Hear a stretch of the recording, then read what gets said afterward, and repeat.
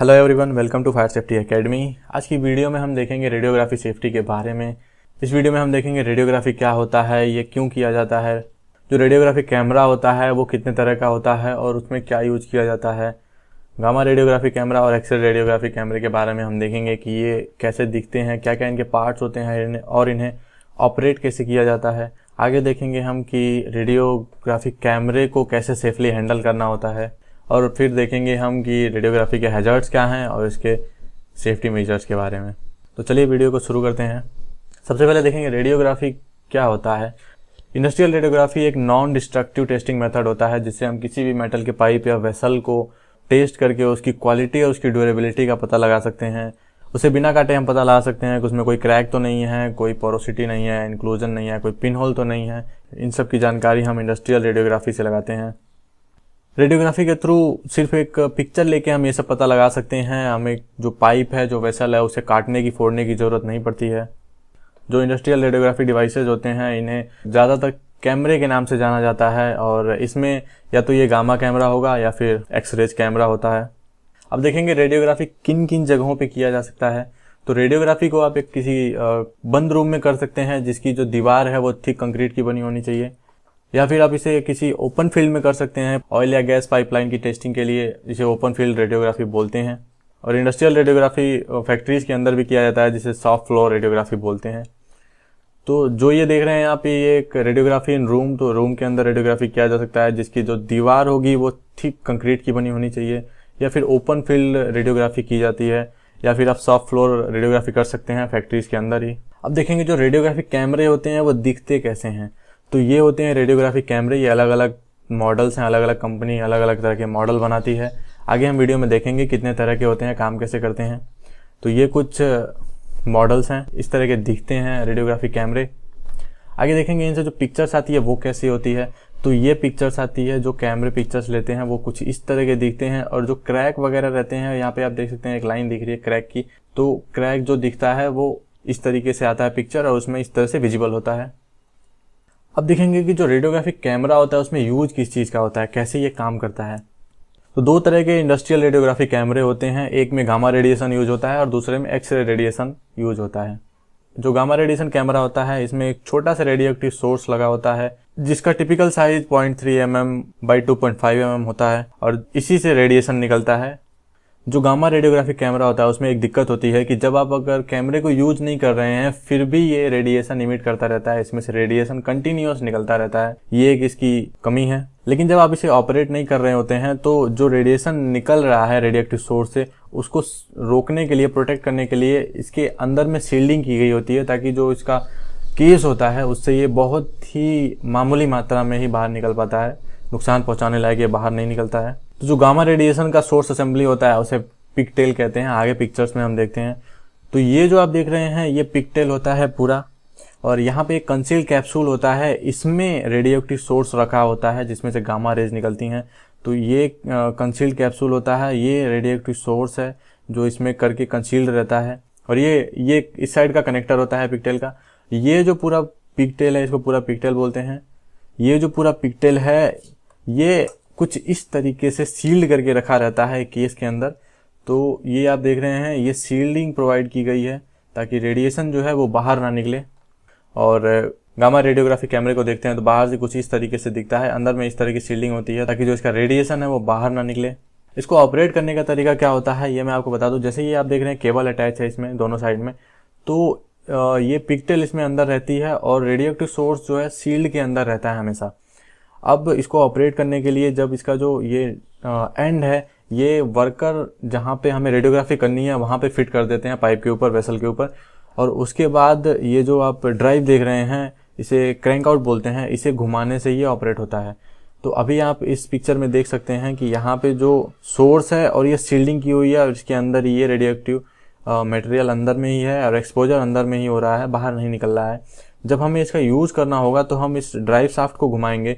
इसको घुमाने से क्या होगा कि जब हम इसको घुमाएंगे तो जो रेडियोएक्टिव सोर्स है वो यहाँ से निकल के इस सिरे पे आ जाएगा। जिस जगह पे रेडियोग्राफी करनी होती है वहाँ तक ये पहुँच जाता है, जो पहले से फिटेड होता है।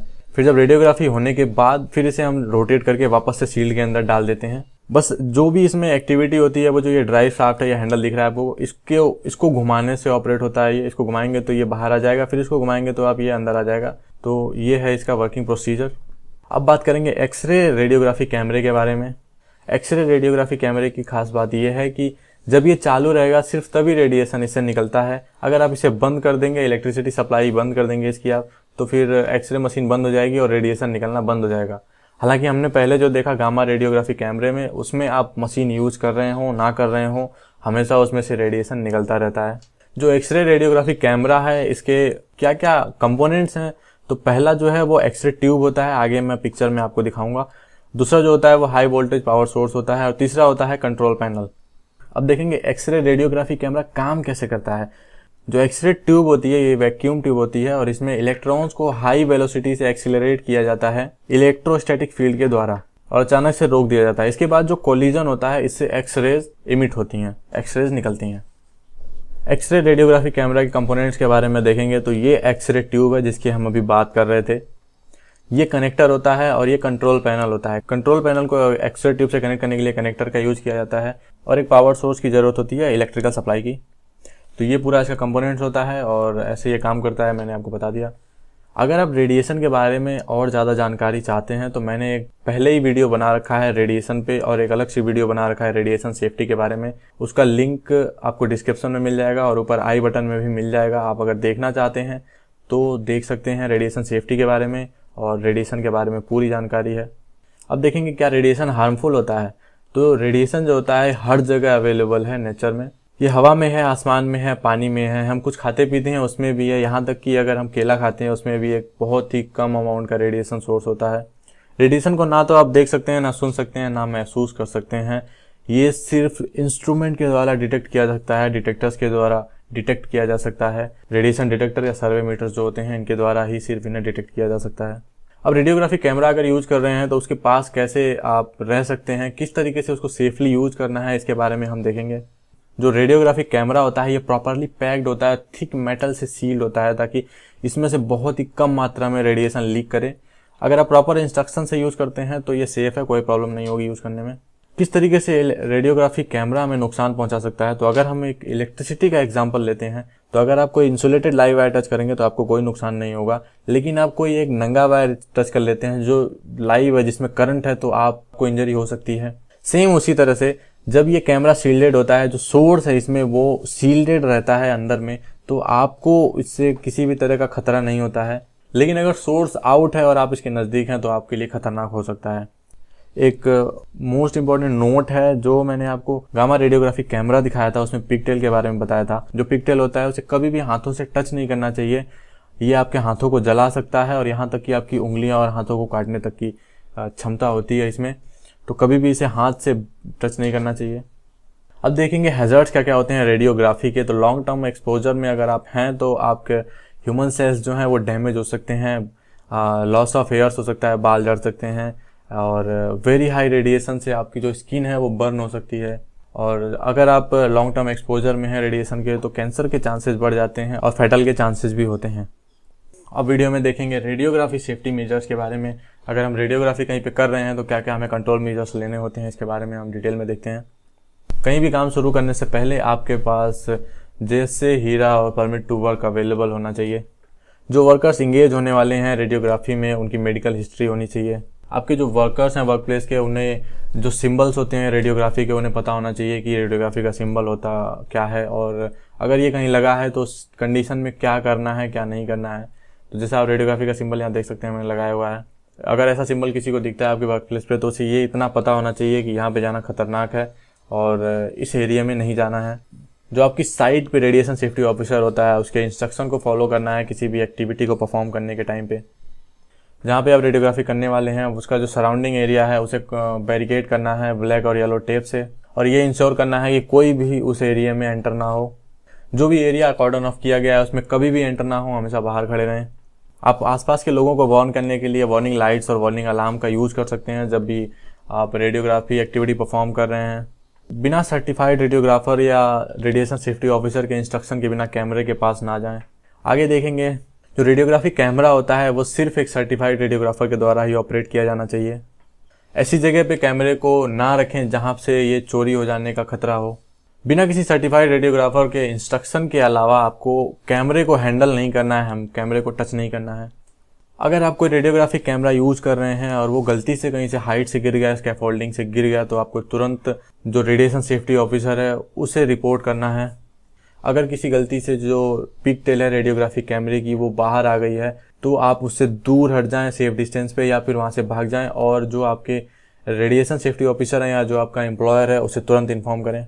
रेडिएशन सेफ्टी का बेसिक प्रिंसिपल होता है time, distance and shielding, TDS। तो टाइम, डिस्टेंस एंड शील्डिंग पे मैंने एक रेडिएशन सेफ्टी पे वीडियो बनाई है, उसमें पूरी डिटेल में इसको समझाया हुआ है कैसे होता है, क्यों होता है। तो अगर आपने वो वीडियो नहीं देखी तो वो वीडियो ज़रूर जाके देखें, अच्छी वीडियो है रेडिएशन से रिलेटेड, उसका लिंक आपको डिस्क्रिप्शन में मिल जाएगा। जब भी आप कोई रेडियोग्राफी एक्टिविटी परफॉर्म कर रहे हैं तो आपको हमेशा DRD, डायरेक्ट रीडिंग डोजीमीटर, और TLD मीटर, थर्मोलुमिनेसेंट डोजीमीटर का यूज करना है, पर्सनल डोजीमीटर यूज करना है, सर्वे मीटर का यूज करना है। जो एरिया है वहाँ के रेडिएशन को मेजर करने के लिए इमरजेंसी किट आपके पास अवेलेबल होनी चाहिए और इमरजेंसी एक्शन प्लान हमेशा होना चाहिए साइट पे। आगे देखेंगे हम सेफ्टी मेजर्स में ही, जितने भी वर्कर्स वहाँ पे काम कर रहे हैं, जितने भी लोग हैं वो सब लोग पर्सनल मॉनिटरिंग इक्विपमेंट का यूज करेंगे, डोजीमीटर का यूज करेंगे, फिल्म बैज का यूज करेंगे। जब काम खत्म हो जाता है तो फिल्म बैज को हमेशा एक रेडिएशन फ्री एरिया में सेफ जगह पे स्टोर करना चाहिए। रेडिएशन फिल्म बैज क्या होता है मैं आपको एक बार बता दूं जरा। फिल्म बैज वो होता है जब वर्कर कहीं भी रेडियोग्राफी का काम करता है तो वो पहन के रखता है अपनी चेस्ट पे, ताकि इससे जो वर्कर को जो रेडिएशन रिसीव हो रहा है, वो एक्सपोज हो रहा है जिस रेडिएशन से, वो इसमें पता चलता है कि फिल्म बैज से कि कितना रेडिएशन से एक्सपोज हो चुका है वर्कर। तो ये हमेशा आपको काम करते समय जितने भी लोग हैं उनको पहन के रखना चाहिए और काम खत्म होने के बाद इसे रेडिएशन फ्री एरिया में स्टोर करना चाहिए। जो भी इंस्ट्रूमेंट आप यूज करेंगे ये इंश्योर करें कि वो जिस टाइप का रेडिएशन आप यूज कर रहे हैं उसके लिए अप्रोप्रिएट होना चाहिए, और जो इक्विपमेंट है वो प्रॉपरली कैलिब्रेटेड होना चाहिए और कैलिब्रेशन सर्टिफिकेट भी होना चाहिए साथ में। लोगों को वार्न करने के लिए, आसपास के लोगों को वार्न करने के लिए वार्निंग सिग्नल्स का यूज कर सकते हैं। ये आप फ्लैश लाइट का यूज कर सकते हैं रेड कलर की, या फिर ऑडिएबल सिग्नल का यूज कर सकते हैं, या फिर दोनों का यूज कर सकते हैं लोगों को, आसपास के लोगों को अलर्ट करने के लिए। वार्निंग एंड रेडिएशन साइंस, जहाँ भी आप रेडियोग्राफिक की एक्टिविटी परफॉर्म कर रहे हैं वहाँ पे वार्निंग साइंस लगाने बहुत ही ज़रूरी हैं। वहाँ पे अप्रोप्रिएट साइज के वार्निंग साइंस लगे होने चाहिए कि रेडियोग्राफी एरिया, रेडिएशन एरिया, इस तरह के। आगे देखेंगे रेडियोग्राफी सेफ्टी मेजर्स में ही जो भी इक्विपमेंट्स हैं आपके पास और जो रेडियोग्राफी कैमरे हैं उनका रिटन ऑपरेटिंग प्रोसीजर अवेलेबल होना चाहिए। कहीं पे भी आप रेडियोग्राफी एक्टिविटी परफॉर्म कर रहे हैं तो वो एरिया हमेशा सर्विलांस में होना चाहिए। किसी भी अनऑथराइज पर्सन को उसके आसपास नहीं आने देना चाहिए, ना ही उस कॉर्डन एरिया में एंटर करने देना चाहिए। जो रेडियोग्राफर है और जो क्रू है इन दोनों के बीच में कम्युनिकेशन हमेशा बना रहना चाहिए, बहुत ज़रूरी चीज़ है। अब जहाँ पे आप रेडियोग्राफी का काम कर रहे हैं उसके कितने एरिया को आपको बैरिकेड करना पड़ेगा, इस चीज़ का पता कैसे चलेगा? तो इसके लिए आप सर्वे मीटर का यूज कर सकते हैं और इससे पता लगा सकते हैं कि आपको कितना एरिया बैरिकेड करना है। जहाँ पे काम कर रहे हैं उसके 360 के एंगल पे तो वो पूरा एरिया बैरिकेड होगा। और जो सर्वे मीटर है उसमें 0.75 मिली रैम्प से या फिर 7.5 माइक्रोसीवर से ज़्यादा की रीडिंग नहीं आनी चाहिए। अगर इतनी रीडिंग आ रही है तो वहाँ तक के एरिया को आपको बैरिकेड करना है। जो TLD मीटर होता है काम करते समय पहनते हैं वो किसी और का यूज़ नहीं करना चाहिए, हमेशा सिर्फ आपको अपना TLD मीटर ही यूज़ करना चाहिए। आगे देखेंगे सेफ्टी मेजर्स में जितने भी आयोनाइजेशन रेडिएशन के सोर्स होते हैं वो डेंजरस होते हैं। इनकी जो स्टोरेज और हैंडलिंग होनी चाहिए, जो इंस्ट्रक्शन है सप्लायर का उसके अकॉर्डिंग ही होनी चाहिए। अगर पॉसिबल है तो रेडियोग्राफी की एक्टिविटी आप एक सुटेबल इनक्लोज्ड रूम में ही परफॉर्म करें, और ज़्यादातर आप ये ट्राई कर सकते हैं कि रात में परफॉर्म करें लो ऑक्यूपेंसी के टाइम पे, जिस टाइम पे आसपास में लोग कम रहते हैं, इसी टाइम पे उस समय पे रेडियोग्राफी एक्टिविटी परफॉर्म करें तो और ज़्यादा बेहतर है। काम खत्म होने के बाद आपको जो रेडियो एक्टिव सोर्स है, रेडियोग्राफी कैमरे जो हैं, इनको जो सप्लायर का इंस्ट्रक्शन है उसके अकॉर्डिंग ही स्टोर करना होता है। इसे अनअटेंडेड कहीं पे भी ऐसे नहीं छोड़ना चाहिए। हमेशा ध्यान रखिए कि रेडिएशन को देखा नहीं जा सकता, सुना नहीं जा सकता, महसूस नहीं किया जा सकता है। अगर आप किसी रेडिएशन से एक्सपोज हो गए तो आपको तुरंत पता भी नहीं चलेगा कि आप रेडिएशन से एक्सपोज हो रहे हैं। और ये भी ध्यान रखिए कि अगर रेडिएशन से कोई बर्न होता है तो इसके लिए कोई इफेक्टिव ट्रीटमेंट भी अवेलेबल नहीं है। तो हमेशा सेफ रहिए जब भी आप काम करते हैं। तो जितने भी कंट्रोल मेजर्स हैं इन सबको अप्लाई करिए अपने वर्क प्लेस पे।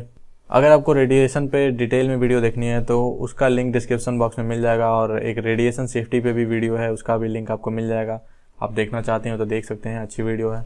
तो आज के लिए इतना ही। वीडियो को यहाँ तक देखने के लिए धन्यवाद। फिर मिलेंगे एक नए वीडियो में, तब तक के लिए stay safe, be happy and जय हिंद।